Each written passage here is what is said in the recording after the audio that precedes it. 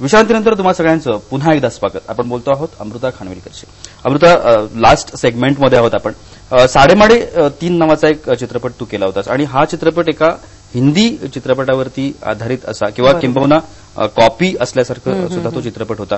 त्याच्या आठवणी सांगा, कारण त्याच्यामध्ये सिद्धार्थ जाधव आहे, भरत जाधव आहे, करंदा नासपुरे आहे, अशोक सराफ आहे. इव्हन त्याच्या आठवणी पुन्हा खूप गोड आहेत असं मी म्हणेन, कारण त्या चित्रपटाने मला अखंड महाराष्ट्रभरापर्यंत पोहोचवलं पुन्हा एकदा. आणि खूप मोठा चित्रपट होता माझ्यासाठी. भरत सर होते माझ्या ऑपोजिट आणि अशोक सरांबरोबर काम करायचा योग आला. आणि मला आजही आठवतं माझा आणि त्यांचा एक खूप टफ आणि खूप इमोशनल असा सीन होता आणि मी खूप प्रिपेअर करत होते. त्यात अंकुश चौधरी आणि सचित पाटील यांनी खूप मदत केली माझी दिग्दर्शक म्हणून, की अमृता तुला तू कसं करायला पाहिजे आणि कसं नाही करायला पाहिजे. आणि त्यात सुद्धा त्या रोलमध्ये सुद्धा खूप गोड प्रकारे मला त्यांनी प्रेझेंट केलेलं. संजय जाधव कॅमेरा पर्सन होते. सो पुन्हा एकदा एका क्रीम क्लास बरोबर काम करायची मला संधी मिळाली. आणि जेव्हा इतकी म्हणजे इंडस्ट्रीतलं इतका क्रीम क्लास किंवा इतकी दिग्गज लोक एकत्र काम करतात तेव्हा त्याचं प्रोडक्ट किंवा मी म्हणेन त्याचा जो रिझल्ट असतो तो खूप गोड आणि खूप छान येतो. आणि एकापेक्षा एक किंवा हे सगळे चित्रपट करत असताना खरं तर एक अभिनेत्री म्हणून किंवा हे सगळं करत असताना एक काम स्वतःवरती करावं लागतं, किंवा मला हे कॅरेक्टर करताना काय करायचं आहे किंवा हे कॅरेक्टर करताना मी काय करणार आहे.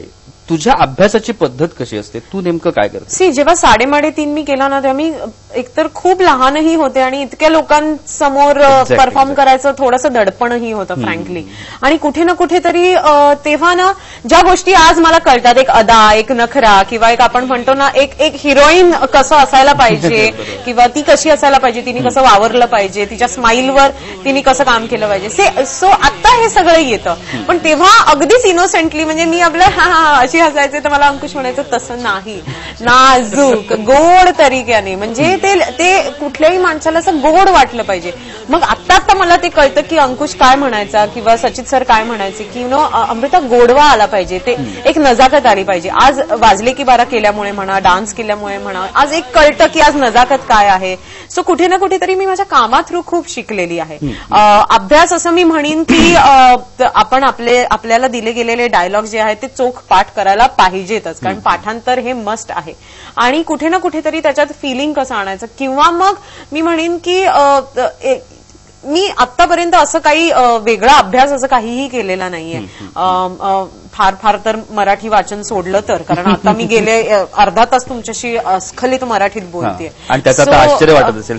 लोकांना आता आश्चर्य वाटतं त्याचं, पण आता हे पण मी माझ्या कामा थ्रूच शिकलेली आहे. कुठे ना कुठेतरी काय होतं, आपण जेव्हा खूप यंग असतो किंवा खूप यंग स्टार्ट करतो ना तेव्हा खूप एक्साइटमेंट असते किंवा एक खूप मी म्हणेन उत्स्फूर्तपणा असतो की अरे आपल्याला हे पण करायचं, आपल्याला हे पण करायचं, हे पण करायचं. आज कुठे ना कुठेतरी इतकं काम केल्यामुळे किंवा जेवढं काही मी केलेलं आहे छोटं छोटं छोटं, त्याच्यामुळे एक सहनशीलता पण वाढलेली आहे आणि एक कळतंही की आज समोरच्याला काय लागतं, काय नाही लागत आणि आपण कसं वावरायचं आणि कसं नाही वावरायचं. आज ज्या संपूर्ण इंडस्ट्रीतल्या मराठीतल्या आघाडीच्या अभिनेत्री आहेत त्याच्यामध्ये एक अमृता खानविलकर हे नाव घेतलं जातं. फॅन्स आहेत तुझे प्रचंड महाराष्ट्रामध्ये आणि तुझा लुकमुळे जास्त असणारे फॅन्स आहेत. त्याचा कधी त्रास किंवा त्याच्यामुळे फायदा असं काही झालेलं आहे? फायदा असं मी म्हणणार नाही, कारण एवढे चित्रपट मी करत नाही आहो माहितीये का, बॅक टू बॅक. सो फायदा काय मला अजून कळलेलं नाहीये. पण मी म्हणेन की प्रत्येक गोष्टीचे म्हणजे नफा नुकसान असं आपण म्हणतो ना तसं असतंच. तर कुठे ना कुठेतरी हो असा फेसबुक वगैरे सारख्या साईट्सवरती मला त्रास होतो, पण मग ते प्रायव्हसी सेटिंग्स खाट करायचे, संपला विषय. मग ज्यांना जे काही बोलायचे ते फक्त मेसेज करू शकतात. सो आणि जसं तुम्हाला माहिती आहे आता ह्या ज्या वेबसाईट्स आहेत किंवा हे जे आता पब्लिक वेबसाईट्स आहेत त्याच्यावरती कुठे ना कुठेतरी लोक लिमिट क्रॉस करायचा प्रयत्न करतात, पण त्यांना कसं अंकुश द्यायचा हे मला पण व्यवस्थितपणे येतं. सो त्रास झालेला आहे पण तो मी हँडल केलेला आहे निश्चितपणे. आणि आता या संपूर्ण करिअर ग्राफमध्ये तुझ्या जो वेळोवेळी उंचावत गेला त्याच्यामधून एक अभिनयाला वेगळ्या पद्धतीची झळाळी येते असं आपण म्हणूया, आणि तशा पद्धतीची आता ती तुझ्याकडे आलेली आहे. भविष्यामध्ये असं काय वाटतं की आता हे नाही करायचं, आता मला हे करायचं आहे? कारण एक ऍक्टर नेहमी हावरट असतो असं म्हणतात की जो मनापासूनचा ऍक्टर आहे, काय अशी स्वप्न आहेत की नाही मला आता अशा पद्धतीचं कॅरेक्टर? मी फ्रँकली तुम्हाला सांगू, इनफॅक्ट आता मी जे काही चित्रपट केलेले आहेत कुठे ना कुठेतरी मी असं म्हणणार नाही की मी स्वप्न पाहिलेली या चित्रपटांची, पण कुठे ना कुठेतरी येस आपण हे करायचं असं झालेलं. लाईक आता एक सतरंगी नावाचा चित्रपट येतोय ज्याच्यात मी एक आरजेची भूमिका प्ले करते आहे. खूप यंग आणि खूप आजची त्याच्यात पिढी आहे आणि एक कमिंग ऑफ एज आपण म्हणतो ना की आपल्याला आपण एक 10वी-12वी नंतर काय करावं हे सुधरत नाही मुलांना. सो त्या प्रकारची ही एक स्टोरी आहे. त्याच्यानंतर धुसर नावाची एक फिल्म केली मी अमोल पालेकर सरांबरोबर, उपेंद्र लिमयच्या ऑपोजिट. हा, सो कुठे ना कुठेतरी वेगवेगळं काहीतरी करायचा प्रयत्न करते. किंवा शाळा एक चित्रपट आहे ज्याच्यात पुन्हा एकदा शाळा ही मिलिंद बोकील यांची कादंबरी आहे, त्याच्यावर आधारित आहे. हो, नाटक होतं आणि ते उत्कृष्ट नाटक होतं आणि त्याच्यावर आता हा चित्रपट बनतोय. सो त्यात मी एक टीचर प्ले करते आणि झकास नावाची एक फिल्म आहे जी आता येते. सांगितल्यानंतर डोळ्यासमोर उभं अमृता खानविलकर टीचर कशी दिसते आणि तिच्या क्लासमधला एकही मुलगा किंवा मुलगी लेक्चर बंक करणार नाही फॉर शुअर. सो कुठे ना कुठेतरी आता झकास नावाचा चित्रपट आहे त्याच्यात मी पुन्हा एकदा एक गावरान रोल प्ले करते. सो आता जे काही मी चित्रपट केलेले आहे त्याच्या बाबतीत मला इतका आनंद होतो बोलायला की लोकांनाही वाटलं की मी असं काहीतरी प्ले करू शकते आणि लोकांनीही तो चॅलेंज एक्सेप्ट केला. लाईक अंकुशनी डिरेक्ट केलेली आहे झकास आणि कुठे ना कुठेतरी त्यालाही तो विश्वास आला की नाही आता अमृता हे काहीतरी वेगळं करू शकते.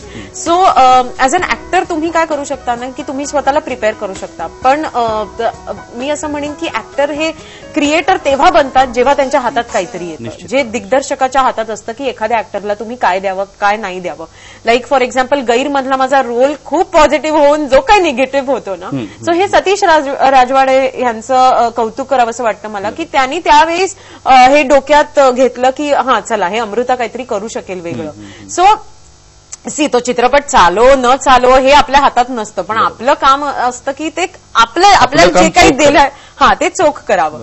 सो आतापर्यंत हे जे काही चित्रपट केलेत ना याबद्दल मी खूप खुश आहे. आता पुढे याच्या पुढे काय होणार आहे किंवा या चित्रपटांमध्ये प्रेक्षक मला कसे एक्सेप्ट करतील त्यांच्यावर अवलंबून आहे. निश्चितपणाने एक्सेप्ट करतील, कारण मला वाटतं तुझ्या प्रत्येक चित्रपटाला प्रेक्षकांनी भरभरून अशा पद्धतीचा प्रतिसाद दिलेला आहे. शुभेच्छा तुला पुढच्या वाटचालीसाठी.